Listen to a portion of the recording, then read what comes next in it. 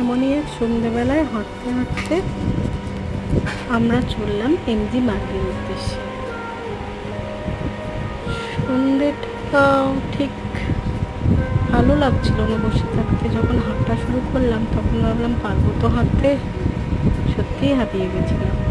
But এত সুন্দর লাগছিল, ঝিরিঝিরি বৃষ্টি পড়ছিল, অপূর্ব একটা লাগছিল সুন্দর। তো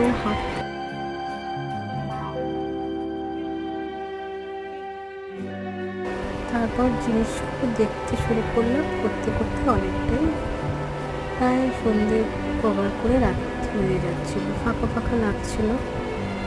তারপর ভাবলাম কিছু একটা ট্রাই করা যায়, নতুন কিছু।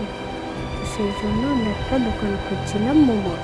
এখানে এসে মোমো ট্রাই করবো না তাই আমরা নিচে নেমে এসে মোমো এবং ঝোল মোমো ট্রাই করলাম।